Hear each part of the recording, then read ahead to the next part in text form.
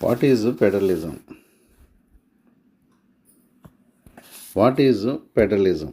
Let us get back the contrast between Belgium and Sri Lanka. We saw in the last chapter, మనం Belgium గురించి అలాగే శ్రీలంక గురించి last చాప్టర్లో మనం ఎటువంటి డిఫరెన్స్ ఉంది వాటి మధ్య ఆ కాంట్రాస్ట్ అనేది మనం చూసామండి.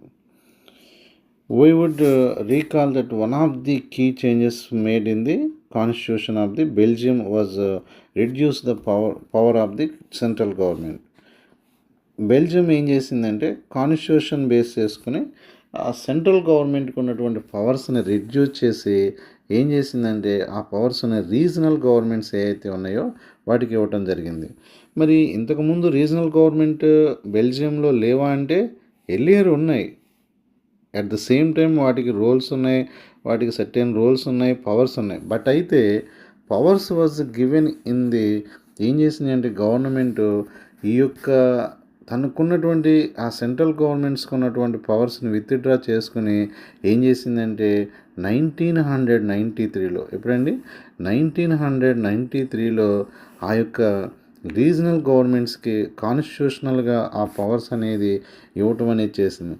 దీనివల్ల లాంగ్ టైము ఆ సెంట్రల్ గవర్నమెంట్స్ మీద అవి డిపెండ్ అవ్వకుండా ఏం చేసింది అంటే అది చేయటంలో సక్సెస్ అయింది.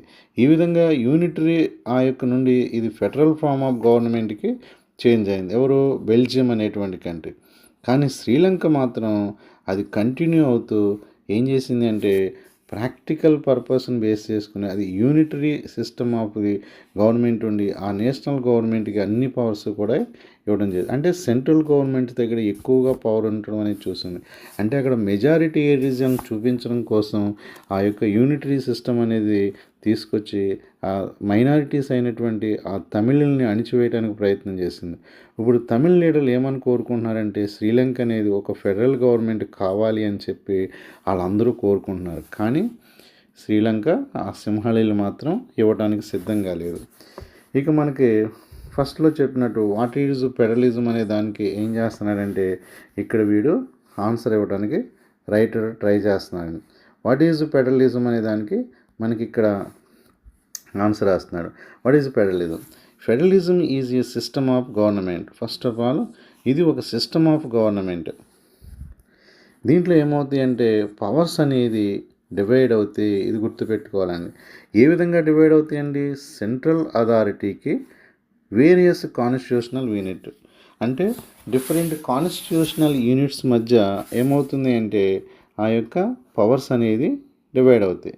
యూజువల్గా మనం చూస్తే ఫెడరల్ సిస్టమ్ అనేది కంపల్సరీగా 2 లెవెల్స్లో ఉంటుంది.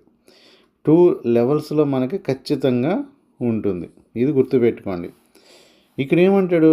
వన్ ఆఫ్ ది గవర్నమెంట్ అనేది ఎంటైర్ కంట్రీకి ఒక గవర్నమెంట్ ఉంటుంది.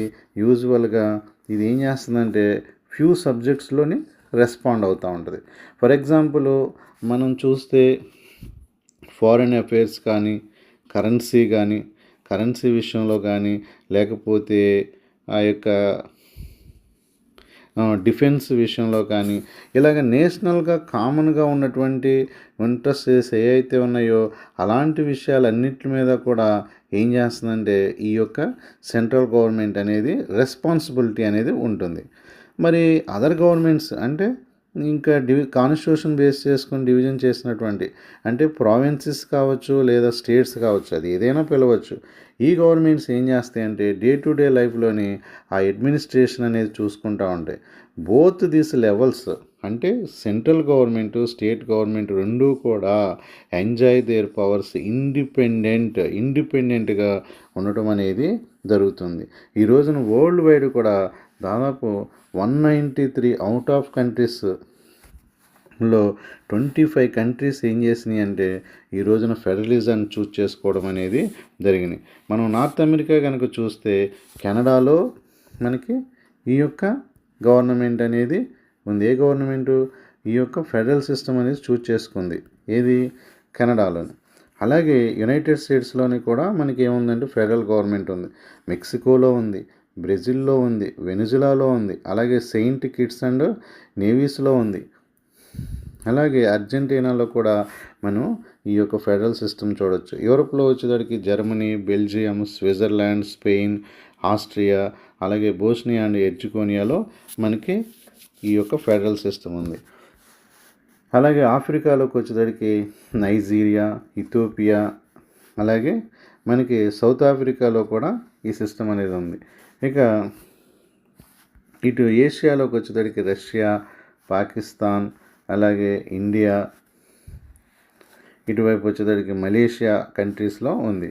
ఇక ఆస్ట్రేలియాలో కూడా మనకి ఫెడరలిజం దాదాపు 193 అవుట్ ఆఫ్ 192 కంట్రీస్ మనం తీసుకుంటే 25 కంట్రీస్ మనకి ఏం చేసినాయి అంటే ఫెడరల్ సిస్టమ్ని చూస్ చేసుకోవడం అనేది జరిగింది.